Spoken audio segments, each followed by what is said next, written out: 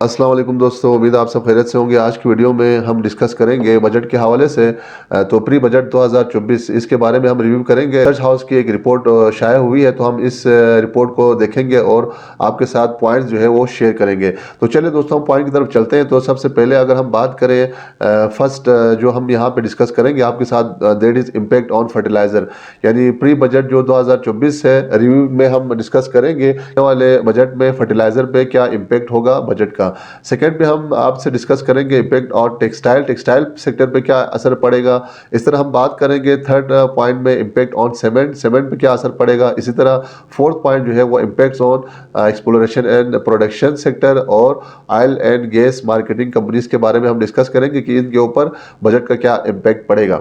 इस तरह हम दोस्तों बात करेंगे फोर्थ पॉइंट में इम्पैक्ट्स ऑन टेक्नोलॉजी सेक्टर पे बजट का क्या इम्पैक्ट होगा। और लास्ट में हम आपके साथ डिस्कस करेंगे बैंकिंग सेक्टर के ऊपर आने वाला जो बजट है उसका क्या इम्पैक्ट पड़ेगा।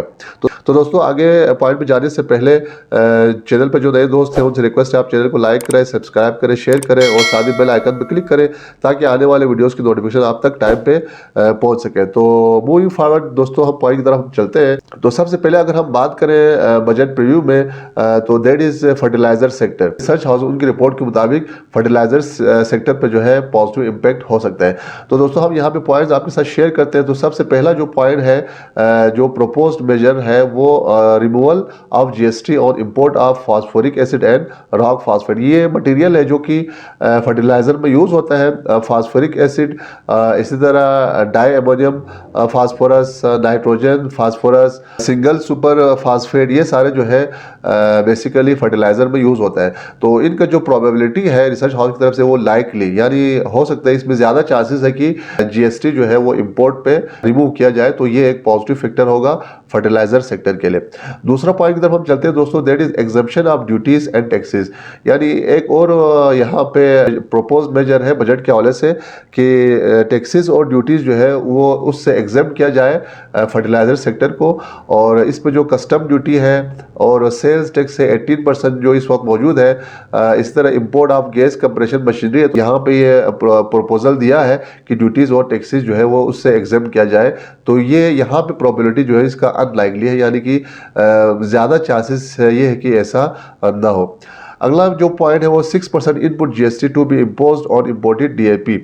यानी जो हम फर्टिलाइजर सेक्टर में डाई अमोनियम फास्फेट इंपोर्ट करते हैं तो इस पे 6% जो इनपुट जीएसटी लगता है। ये जो है इम्पोजिशन ऑफ 6% इनपुट जीएसटी और इम्पोर्ट, यानी डेप पे जो है 6% जीएसटी का, यानी जनरल सेल्स टैक्स का जो है ये एक प्रोपोजल है। तो ये बेसिकली न्यूट्रल है, यानी इससे फर्टिलाइजर सेक्टर पे कोई इतना ज़्यादा पॉजिटिव या नेगेटिव असर नहीं पड़ेगा। तो ये ज़्यादा चांसेस है कि ये एक्सेप्ट हो बजट में। इसी तरह input tax disallowance on sales to unregistered individuals to be abolish, यानी ये भी न्यूट्रल है। इससे फर्टिलाइजर सेक्टर पे कोई ज़्यादा असर नहीं पड़ेगा और इसके चांसेस भी जो है बहुत ज़्यादा कम है।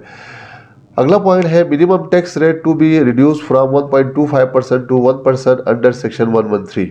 यानी दूसरा जो प्रोपोजल है, इस प्रोपोजल में ये कहा गया है कि जो मिनिमम जो टैक्स रेट है उसको रिड्यूस किया जाए 1.25% से 1%। तो ये भी न्यूट्रल है फर्टिलाइजर सेक्टर के लिए और इसके चांसेस कम है कि ये अप्रूव हो बजट में।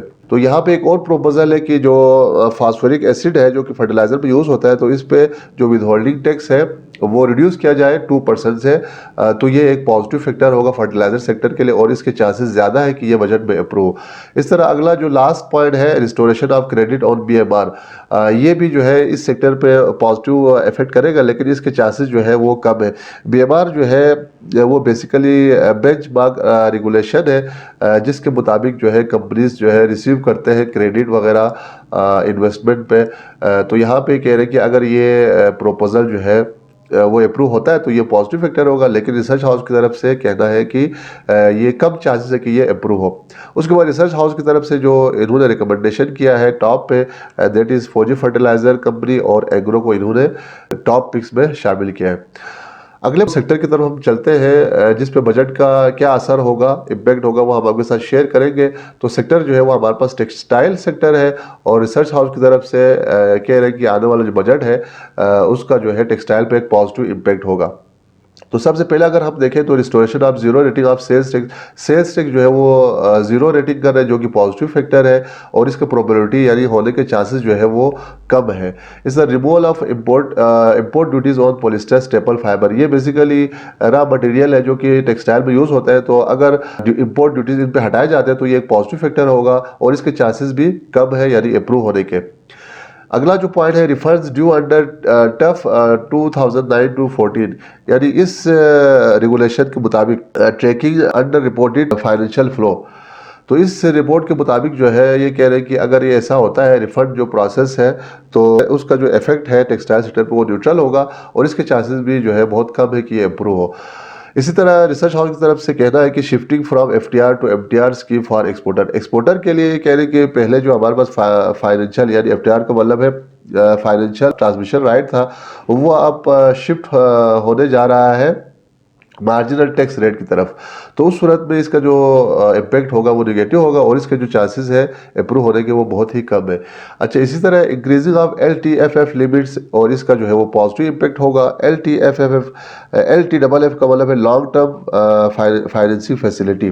तो गवर्नमेंट की तरफ से अगर ये प्रपोजल अप्रूव होता है तो उस सूरत में टेक्सटाइल सेक्टर के लिए सब्सिडाइज फाइनेंसिंग होगा। तो फाइनेंसिंग अगर गवर्नमेंट की तरफ से होती है सब्सिडाइज तो उस सूरत में ये एक पॉजिटिव फैक्टर होगा टेक्सटाइल के लिए और इसके चांसेस भी जो है बहुत कम बताए जा रहे हैं। लेकिन ओवरऑल अगर हम प्रपोजल की बात करें तो रिसर्च हाउस का कहना है कि टेक्सटाइल सेक्टर में जो आने वाला बजट है उसमें एक पॉजिटिव जो है वो फैक्टर हो सकता है। और इसके जो टॉप पिक्स है इन रिसर्च हाउस की तरफ से वो ILP है।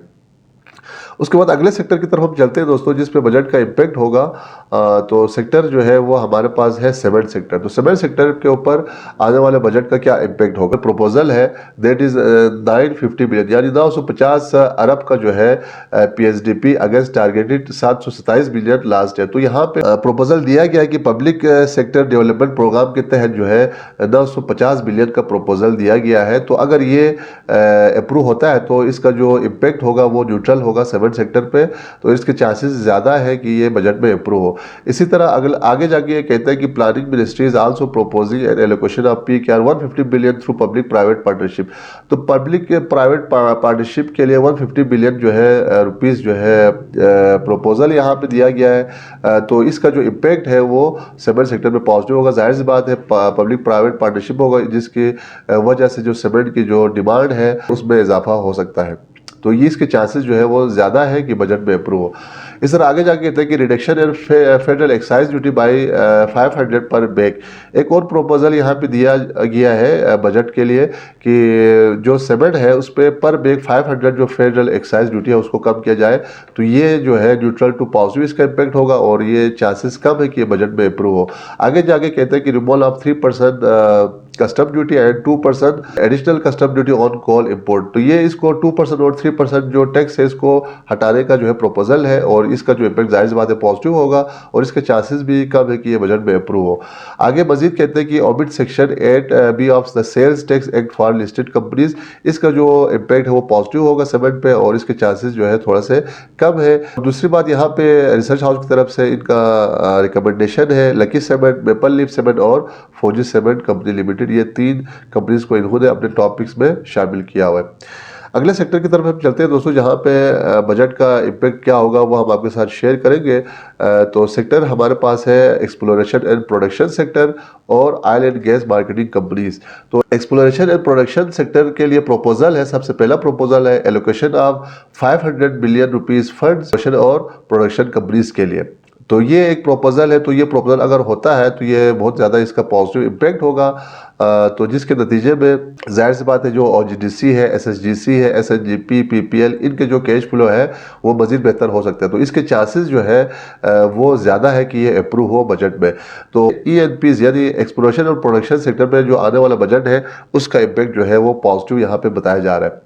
इस तरह oil and gas marketing companies की अगर हम बात करें तो allocation of 628 billion funds to PSO to meet working capital requirement. तो पीएसओ के लिए 628 बिलियन का फंड एलोकेट करने का प्रोपोजल है। तो अगर ये प्रूव होता है तो ये भी पॉजिटिव फैक्टर है oil and gas marketing companies के लिए और इसके चांसेस जो है वो कम है। अगला जो पॉइंट है उसके मुताबिक reduction in minimum tax rate from 0.5% to 0.25%। तो यहाँ पे कह रहे हैं कि जो मिनिमम टैक्स है उसको कम किया जाए 0.5% से 0.25%। तो ये जो है पॉजिटिव फैक्टर होगा ओजीएमसीज के लिए और इसके चांसेस जो है कम है कि ये बजट में अप्रूव हो। इसका मतलब ये हरगिज नहीं कि बजट में अप्रूव नहीं होगा, लेकिन रिसर्च हाउस की तरफ से अपना एक एनालिसिस है कि इसके चांसेस कम है, लेकिन इसका जो इम्पैक्ट होगा वो पॉजिटिव होगा oil and gas marketing companies के लिए। इस तरह मजीद यहाँ पे सजेशन प्रोपोजल बजट के लिए मौजूद है 76 बिलियन गैस सेक्टर के लिए सब्सिडीज देने का। तो अगर ये अप्रूव होता है तो ये एसएचजीपी के लिए बहुत ज़्यादा फ्रूटफुल होगा और ये पॉजिटिव इम्पेक्ट करेगा। तो यहाँ पे जो है इसके चांसेस जो है ज़्यादा है कि ये बजट में अप्रूव हो और इस बेस पे रिसर्च हाउस की तरफ से यहाँ पे रिकमेंडेशन है, यानी उनके टॉप पिक्स में ओजीडीसी, पीपीएल और मारी है, जबकि ओएमसीज में एसएचजीपी यहाँ पे इन्होंने अपने टॉपिक्स में शामिल किया है। अगले सेक्टर की तरफ हम चलते हैं दोस्तों। तो सेक्टर जो है वो हमारे पास टेक्नोलॉजी एंड कम्युनिकेशन है। तो हम यहाँ पे डिस्कस करेंगे कि आने वाला जो बजट है उसमें टेक्नोलॉजी और कम्युनिकेशन सेक्टर पे क्या इम्पेक्ट होगा। तो सबसे पहले टेक और कम्युनिकेशन सेक्टर में जो प्रोपोजल है elimination of with holding tax और टेलीकॉम सेक्टर, तो जाहिर बात है इसका पॉजिटिव इम्पैक्ट होगा जो कि करंटली 15% है। तो अगर इसको एलिमिनेट करेंगे यानी ख़त्म करेंगे तो ये पॉजिटिव फैक्टर होगा टेक सेक्टर के लिए और इसके चांसेस कम है, लेकिन अप्रूव होता है तो इसका पॉजिटिव इम्पैक्ट होगा टेक्नोलॉजी और कम्युनिकेशन कंपनीज के लिए। रिडक्शन एंड ड्यूटीज और मोबाइल फोन्स पे जो ड्यूटीज है उसको कम करने का प्रोपोजल है। तो इसका भी जाहिर सी बात है पॉजिटिव इम्पैक्ट होगा टेक एंड कम्युनिकेशन सेक्टर के लिए। इसके चांसेस जो है वो थोड़ा सा कम बताया जा रहा है। इस तरह आगे जाके मजीद ये कहते हैं कि target subsidies to IT industries. जाहिर सी बात है आईटी इंडस्ट्रीज के लिए अगर आप सब्सिडीज देते हैं तो ये पॉजिटिव इम्पैक्ट होगा टेक्नोलॉजी और कम्युनिकेशन सेक्टर के लिए और इसके चांसेस भी कम बताया जा रहा है। जबकि shifting from FTR to MTR scheme for exporter के लिए जो रिसेंटली जो इनका एफटीआर पे मौजूद है उसको एमटीआर में यानी मार्जिनल टैक्स रेट की तरफ ये जाना चाह रहे हैं, तो उस सूरत में इसका इम्पैक्ट जो है वो नेगेटिव होगा। लेकिन ओवरऑल जो है अगर ये अप्रूव होते हैं तो उस सूरत में एक एंड कम्युनिकेशन सेक्टर पे बजट का जो है आने वाले बजट में एक पॉजिटिव फैक्टर होगा। उसके बाद दोस्तों हम देखते हैं अगला सेक्टर बैंकिंग सेक्टर में दो प्रोपोजल है। तो सबसे पहला जो पॉइंट है उसमें विद होल्डिंग टैक्स और कैश विड्रॉल, यानी ये प्रोपोजल है कि जो कैश विड्रॉल है उस पर विद होल्डिंग टैक्स लगाया जाए। ये 50,000 से ज़्यादा जो है सिंगल डे में अगर कोई बंदा विड्रॉ करता है तो उस पर विद होल्डिंग टैक्स लगाने का प्रोपोजल है। जाहिर बात ये निगेटिव होगा बैंकिंग सेक्टर के लिए। रिडक्शन इन टैक्स रेट और बैंक्स पे जो टैक्स रेट है वो कम किया जाए तो ये पॉजिटिव फैक्टर है बैंकिंग सेक्टर के लिए, जो कि 39% से 29% पे ये पहुंचेगा अगर ये अप्रूव होता है। तो इसके चांसेस भी कम बताया जा रहा है। उसके बाद इनका टॉपिक्स इन्होंने सेलेक्ट किया, that is UBL, MCB and Meezan Bank Limited. तो ये इनके टॉपिक्स में शामिल है। तो दोस्तों ये था प्री बजट के हवाले से रिसर्च हाउस की जो रिपोर्ट है उसका रिव्यू हमने आपके साथ शेयर किया। उम्मीद है वीडियो आपको अच्छी लगी होगी। चैनल पर जो नए दोस्त हैं उनसे रिक्वेस्ट है आप चैनल को लाइक, सब्सक्राइब, शेयर करें, साथ ही बेल आइकन पर क्लिक करें ताकि आने वाले वीडियोस की नोटिफिकेशन आप तक टाइम पे पहुंच सके। और दोस्तों से गुजारिश है कि आप कमेंट्स में हमें ज़रूर बताइएगा कि वीडियो आपको कैसी लगी और आपकी जो सजेशन है, कोई क्वेश्चन है तो आप कमेंट्स बॉक्स में हमसे पूछ सकते हैं। हम कोशिश करेंगे कि उस हर कमेंट्स का जो है या क्वेश्चन का हम रिप्लाई दे सके। इसी तरह आपकी जो सजेशन है वो हमारे लिए बहुत ज़्यादा मुस्बित बात होगी ताकि हम आने वाले वीडियोस को सजेशन बेस पे जो है बेहतर से बेहतर कर सके और पाकिस्तान स्टॉक एक्सचेंज में जो रिटेल इन्वेस्टर है वो भी एक अच्छा प्रॉफिट गेन कर सके। तो दोस्तों मिलते हैं अगले वीडियो में एक और नए टॉपिक के साथ। तब तक हमें इजाज़त दीजिए। अपना और अपने दोस्तों का ख्याल रखें। अल्लाह।